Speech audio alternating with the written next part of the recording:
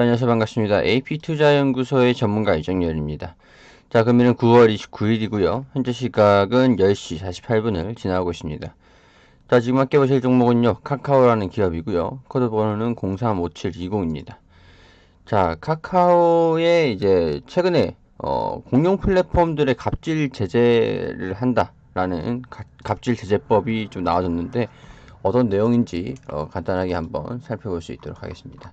자, 갑질 제재법은 이른바 우리 그 수수료나 광고비를 받는 그런 어플리케이션이나 플랫폼을 영위를 하는 그런 기업들, 여기 이 내용을 보시면 한 해 매출액이 100억 원 이내에 중개 거래 금액이 1천억 원 이내에 대통령령이 정하는 금액 이상의 기업. 그러니까 배달민족이나 야놀자, 카카오택시 같은 네이버 카카오, 구글 같은 검색 광고 서비스를 제공하는 포털도 규제 대상이라고 하죠. 그러니까 일종의 손해를 떠넘기는 행위나 경영활동의 간섭이나 보복처럼 독점 규제와 공정거래에 관한 법률을 금지되는 그런 항목을 실행을 할 경우에 2년 이하의 징역이나 형사처벌을 10억 이하의 과징금이 부과된다라고 합니다.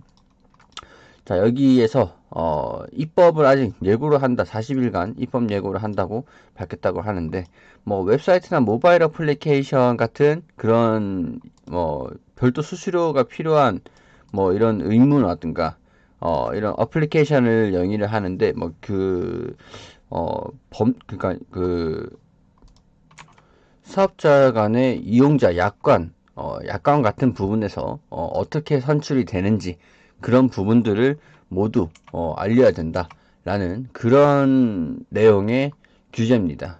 그러니까 뭐 플랫폼에서 이용자 약관에서 상세하게 기재를 하고 거기에 대한 부분만 서로 합의된 부분만 이제 뭐 할 수 있다라고 갑질은 할 수 없다, 못하게 한다라는 부분에서 뭐 법적으로 이렇게 나온 건데 불공정 행위를 할 수 없는 그런 내용의 법률인데 카카오 같은 경우에는 플랫폼을 이용한 그런 기업이기 때문에 어느 정도 피해가 있을 수 있다라는 우려가 있었긴 했지만 사실상 뭐 약관만 잘 지키면 상관없고 뭐 갑질을 할 경우는 잘 없죠 사실.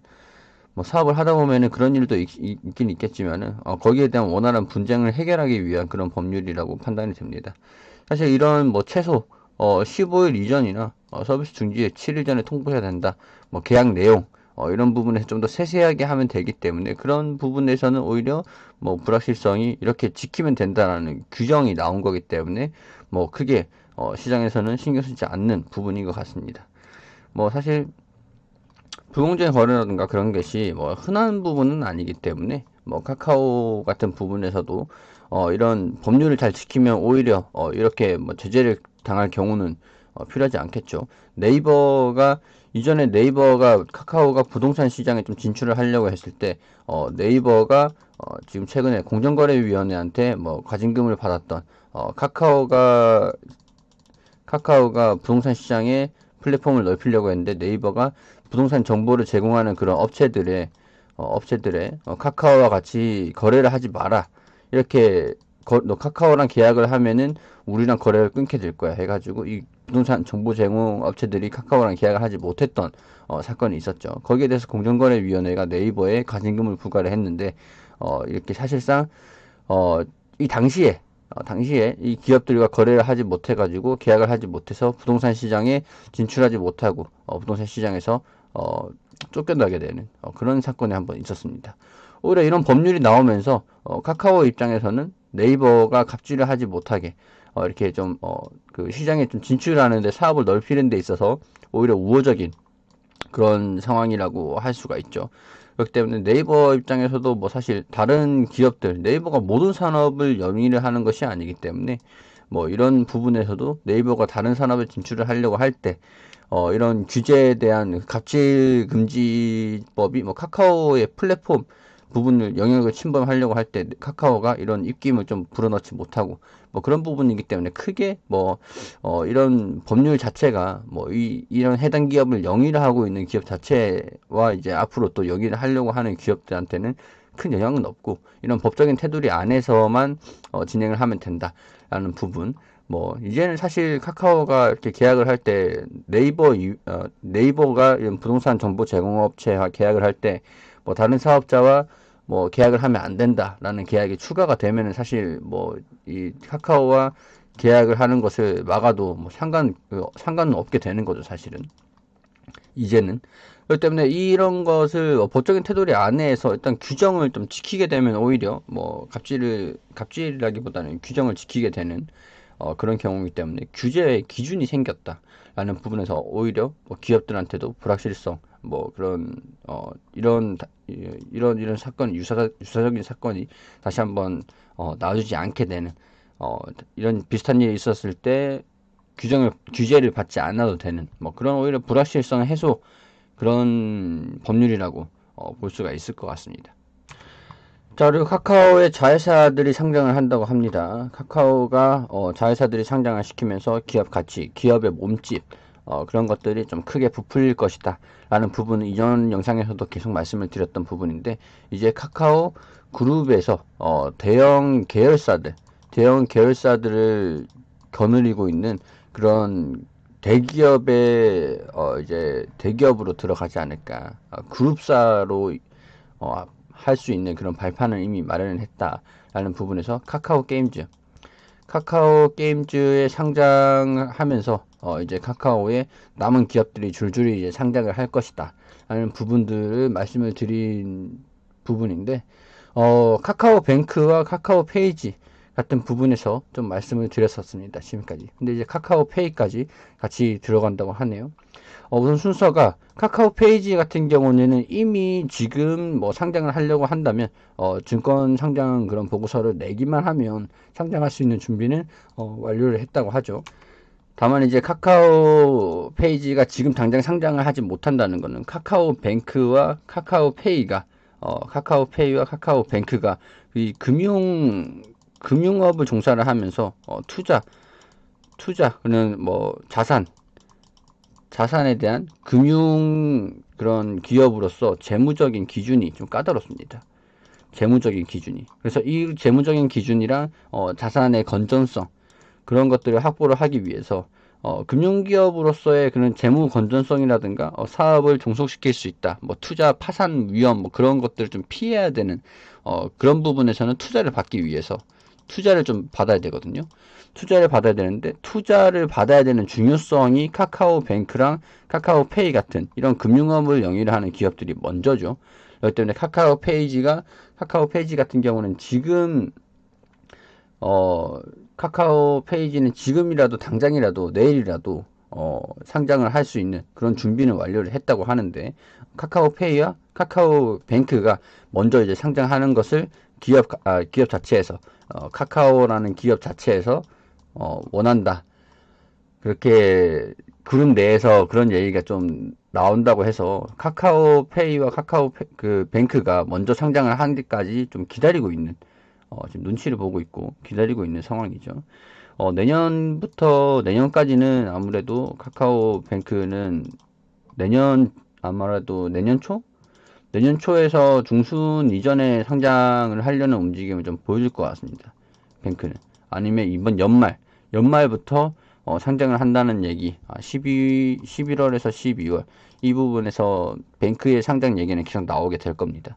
그리고 이제 카카오페이 같은 부분에서도 뱅크가 상장을 하면은 따라서 상장을 할 거고 그 다음 순서가 페이지가 아닐까. 카카오 페이지. 자, 이런 부분에서 기업 가치가 상장을 하게 되면은 기업 가치가 40조 정도 된다고 하죠. 40조 정도면 시가총액이 이 카카오 증시의 카카오 그룹들의 시가총액이 한 40조에서 뭐 50조 원의 가뿐히 넘을 거라고 이렇게 얘기를 하는데 사실 단순 조정하면 시가총액이 40조 원이 훌떡 넘는다라고 하는데 이 금융지주사 핀테크 기업으로서 핀테크 일반 기존의 금융주들보다 훨씬 더 이제 고평가적인 더 큰 그런 규모의 기업 가치를 보일 수가 있죠. 이 기업 가치의 1위가 지금 49조, 3위가 네이버 49조. 뭐 동종 뭐 비슷한 라이벌이라고 할 수가 있죠. 네이버와 카카오는 거의 비슷한 기업이다라고 이렇게 볼 수도 있는데 네이버가 49조 원이면은 카카오도 뭐 40조에서 50조 정도 수준이면 뭐 적정한 수준인 것 같다라는 부분 말씀드릴 수 있을 것 같습니다. 자, 2위는 SK하이닉스인데 SK하이닉스와 좀 비슷한 수준이라고 합니다. 50조 같은 경우에는 뭐 사실 네이버 49조에서 40조에서 50조 정도 네이버도 뭐 그 정도 왔다 갔다 하고 있는 상황이고 내년에는 또 성장성을 좀 보일 수 있는 기업이기 때문에 뭐 이 정도면은 뭐 이렇게 뭐 크게 고평가까지는 아닌 것 같고 뭐 적정한 시총 정도로 동종업계에서 적정한 시총 정도로 예상이 된다라는 부분 말씀을 드릴 수 있을 것 같네요. 카카오뱅크와 페이 그리고 페이지의 연속적인 상장은 카카오의 주가 기업 가치의 방향성과 카카오 주가에 굉장히 상당히 우호적이다라는 부분 말씀드릴 수 있도록 하겠습니다. 자, 그리고 저희가 매일매일 무료 종목 추천을 해드리고 있습니다. 자, 네이버에서 AP투자연구소라고 검색을 하시게 되시면 상단 부분에 링크가 나오게 되시는데 이 AP투자연구소라는 링크를 클릭해서 홈페이지로 들어오게 되시면 여기 깜빡깜빡거리시는 라이브 밑에 2020년 무료 추천 종목이라는 카테고리 이것을 클릭하시게 되시면은 쭉 내려오시다 보시면 저희가 매일매일 이렇게 종목을 추천해드리고 무료로 수익을 좀 제공해드리고 있는 것들을 확인하실 수가 있으신데요. 여기 25일 게시판으로 한번 들어가 보도록 하겠습니다. 자, 들어오게 되시면은 우리 장전부터 시작해서 국내외 시황부터 시작을 해서 9시부터는 종목 추천을 해드리고 있는데요. 자, 9시부터는 자, 현재 시간 9시 원풍물산 현재가 2,900원 기준가로 매수하셔라. 그리고 1차 목표가는 2,985원이고요. 손절가는 2,800원으로 대응하시라고 말씀을 드렸고 2분에 KPM테크 현재가 6,900원에 매수하시고 1차 목표가 7,100원, 손절가 6,650원으로 대응하시라고 말씀을 좀 드렸습니다. 그리고 4분에 제이션 시스템이 현재가 8,750원 기준가로 매수를 하시고 1차 목표가 9,010원, 손절가 8,450원으로 대응하라고 세 종목 추천드렸다고 댓글로 이렇게 리딩을 해드리고 있습니다. 자, 그리고 아래로 쭉 내려보시면은 5분에 KPM테크 최고가 7,460원으로 1차 목표가 달성했다라고 이렇게 차트를 통해서 관련 움직임 좀 말씀을 좀 드려왔고요. 그리고 그 이후에 원풍물산도 1차 목표가 3,015원으로 1차 목표가 달성했다라는 부분들 말씀드렸고 자, 제이션 시스템도 1차 목표가를 돌파를 했다고 이렇게 그 차트를 통해서 또 호가를 통해서 이렇게 세세하게 추천을 좀 드렸습니다. 수익을 좀 드렸죠. 저희가 무료 종목으로 수익이 좀 필요하신 분들은 들어오셔가지고 도움을 받으셨으면 좋겠다는 말씀 드리면서 종목이 필요하신 분들은 홈페이지로 오셔서 많은 도움 받아가셨으면 좋겠습니다.